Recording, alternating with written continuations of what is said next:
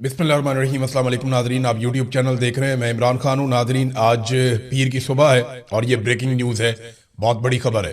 क्योंकि सारी रात यानी गुज़िश्ता जो रात गुजरी है, सारी रात बहुत बड़ी एक्टिविटीज़ होती रही हैं। मिडल ईस्ट के अंदर तैयारों की बहुत बड़ी नकलो हरकत नोट की गई है। ख़ास तौर पे वो तैयारे जो जंग में निगरानी करते हैं या रीफ्यूलिंग का काम करते हैं, बड़े पैमाने पर उनको एक जगह से दूसरी जगह शफल किया गया। ऐसा लगता है कि कोई बहुत बड़ी जंग शुरू होने वाली है। लेकिन उससे पहले डोनाल्ड ट्रंप ने एक बड़ी अनाउंसमेंट की है। मैंने आपको बताया था कि सेंटकॉम के कमांडर ने एक ब्रीफिंग दी थी डोनाल्ड ट्रंप को। उसके बाद इसराइल से रब्ता किया था और उसके बाद वो मिडल ईस्ट पहुंच गए और उन्होंने जाती हैसियत में फौज की निगरानी शुरू की और बहुत सारे उमूर उन्होंने देखे। उसके बाद डोनाल्ड ट्रंप ने अभी एक स्टेटमेंट दिया। उस स्टेटमेंट से सारी बात शुरू होती है। डोनाल्ड ट्रंप ने मुहासरा खत्म करने का या नाकाबंदी खत्म करने का ऐलान किया, लेकिन यह ऐलान उन्होंने बड़े अजीबोगरीब तरीके से किया। डोनाल्ड ट्रंप ने यह कहा कि दोस्तों ने मेरे से राब्ता किया है, बहुत सारे मुमालिक ने, और नाकाबंदी अब वो खत्म कर रहे हैं और जहाजों को वो आबने हुर्मस से गुजारेंगे, स्कॉट करेंगे या उनकी मदद करेंगे जहाजों की कि वो आबने हुर्मस से गुजर के निकल जाए। और ईरान के लिए वार्निंग भी है कि ईरान अब किसी भी शरारत से बाज रहे, यानी आबने हुर्मस को जबरदस्ती खुलवाने का अमेरिका ने मंसूबा बना लिया। डोनाल्ड ट्रंप ने अल्फाज का चुनाव बड़ा मुबहम किया है, लेकिन सूरत-ए-हाल ऐसी ही दिखाई दे रही है। और ईरान का जवाब अगर आप देखें तो उसमें आपको बहुत सारी चीजें क्लियर हो जाती हैं। डोनाल्ड ट्रंप ने अपने इस प्रोजेक्ट को नाम दिया है प्रोजेक्ट फ्रीडम का, और यह कहा कि नाकाबंदी का खात्मा दरअसल एक इंसानी हमदर्दी का है। अपने सोशल मीडिया पे डोनाल्ड ट्रंप ने कहा कि आबने हुर्मस में मौजूद कई जहाजों पर खुराक और जरूरी अशिया की किल्लत पैदा हो गई है, जिसके बायस अमले की सेहत और हिफाजत की संगीनी का खतरा है। हालांकि ऐसी कोई चीज रिपोर्ट नहीं हुई, वरना वीडियोज आ जाती बहुत सारे जहाजों से। उन्होंने खबरदार किया कि अगर इस मिशन में किसी किस्म की रुकावट डाली गई तो अमेरिका सख्त रद्द अमल देगा।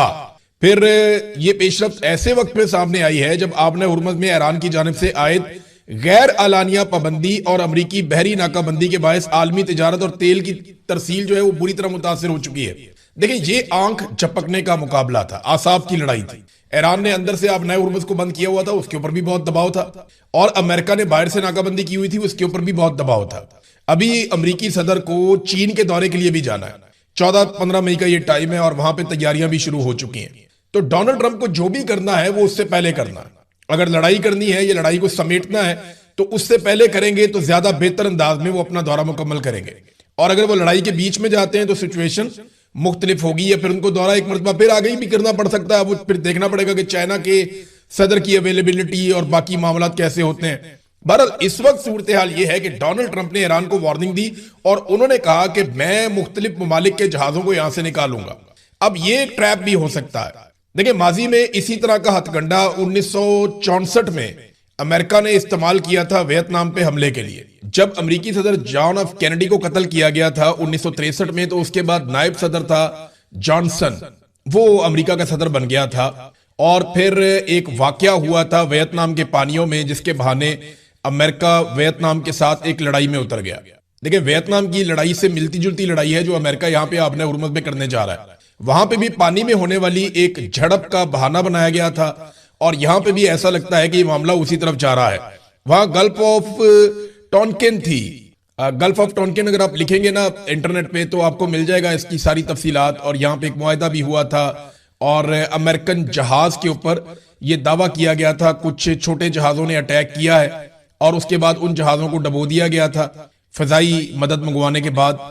और 2 दिन के बाद एक झूठा हमला रिपोर्ट किया गया था कि अमेरिकन जहाज पर दोबारा हमला हुआ है, जबकि अमेरिकन जो कैप्टन थे उन्होंने ये कहा कि कोई हमला नहीं हुआ। उन्होंने बार बार ये बताया, लेकिन इस झूठी खबर के ऊपर उस वक्त के अमेरिकी सदर जॉनसन ने एक कौम से खिताब किया, कांग्रेस की अप्रूवल ली और फिर उसके बाद वो आहिस्ता आहिस्ता अपनी फौजों को वियतनाम में ले गए और एक बड़ी लड़ाई का हिस्सा बन गए। उस लड़ाई का फैलाव इतना ज्यादा हो गया। देखिए, उसको जॉनसन को तो फायदा हुआ। जॉनसन की फैमिली बिजनेस कर रही थी हथियारों में और उसकी फैमिली ने उस दौर में बेशुमार पैसा कमाया हथियार बेच बेच कर, और उनको एक जंग की जरूरत थी तो उन्होंने वियतनाम में जंग लगवा दी। अब शुमाली वियतनाम और जनूबी वियतनाम 2 अलग अलग वियतनाम के टुकड़े थे। जो जनूबी वियतनाम था उसको अमेरिका सपोर्ट कर रहा था, जो शुमाली वियतनाम था उसको रशिया और चाइना सपोर्ट कर रहा था। और इस जंग में अमेरिका ने अपने लाखों फौजी वियतनाम में भिजवा दिए जो फौजी अमेरिका के मारे गए उनकी तादाद 58,220 थी।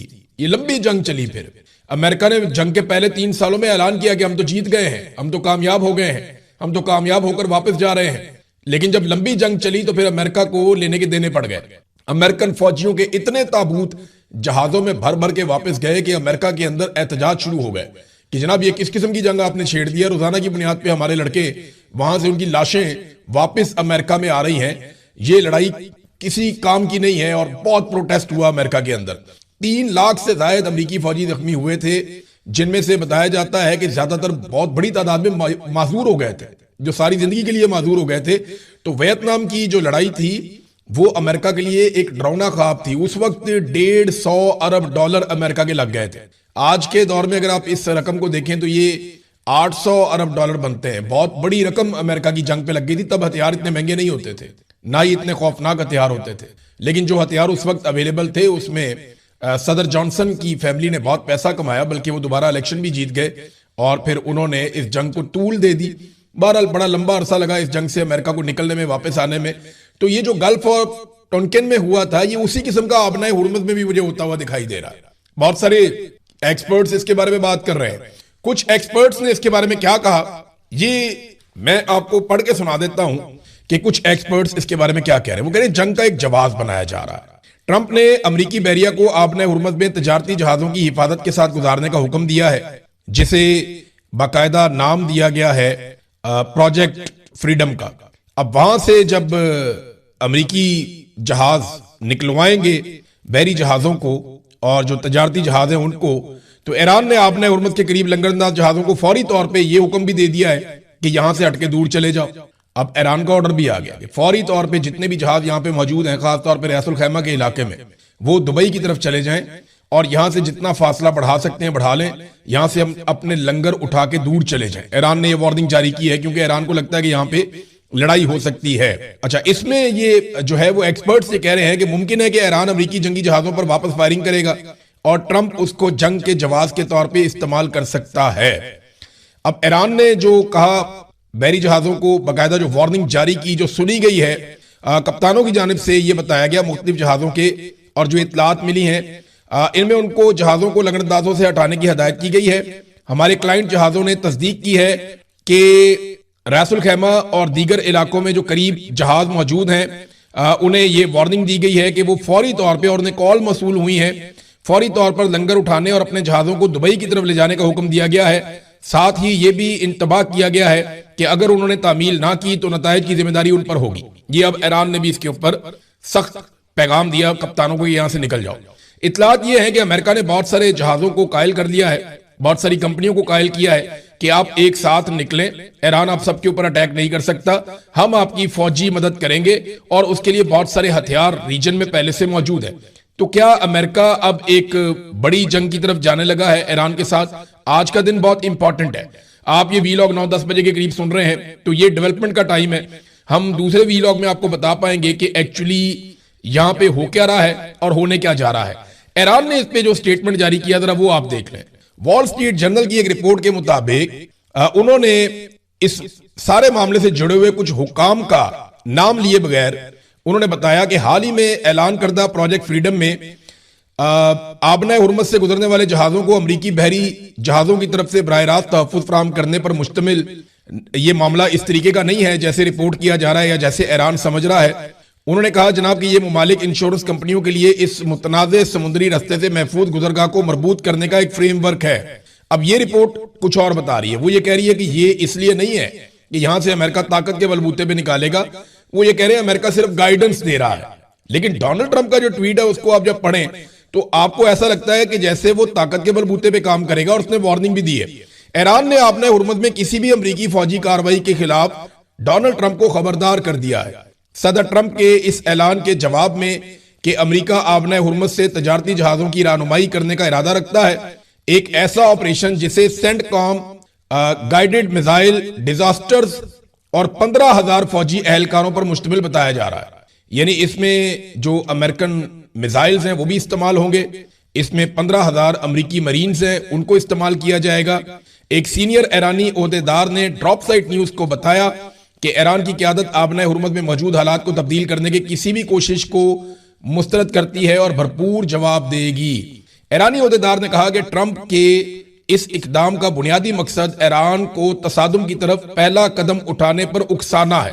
ये वही बात है जो एक्सपर्ट्स भी कह रहे हैं। नंबर 1, डोनाल्ड ट्रंप ने कहा कि हमारी जानिब से मुहासरा खत्म, तमाम जहाजों को हम इंसानियत की बुनियाद पे यहां से निकालने वाले हैं, हम जहाजों की मदद करेंगे, ईरान बीच में ना आए। ये है जी सादी बात।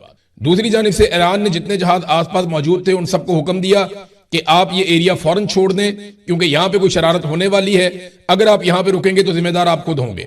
तीसरा, जो एक्सपर्ट्स हैं वो ये कह रहे हैं कि अमेरिका की कोशिश है कि ईरान लड़ाई में पहल करे और उसके बाद कोई बड़ी लड़ाई की जाए। चौथी अहम बात यह है कि खित्ते के अंदर जिस बड़ी तादाद में हवा में ड्रोन्स और तैयारे इस वक्त मूव कर रहे हैं और जितनी बड़ी फौजी और हथियारों की नकलो हरकत हो रही है, उससे ऐसा लगता है कि अमेरिका इसको लड़ाई के एक जवाब के तौर पे इस्तेमाल कर सकता है। और आखिरी चीज जो ईरान ने स्टेटमेंट दिया और उन्होंने बताया कि 15,000 फौजियों से और मिसाइल सिस्टम्स के जरिए से अगर आप ये करने जाएंगे तो ईरान ऐसी किसी भी कोशिश को मुस्तरद करता है जो मौजूदा हालात को तब्दील करे आबनाए हुर्मुज़ में।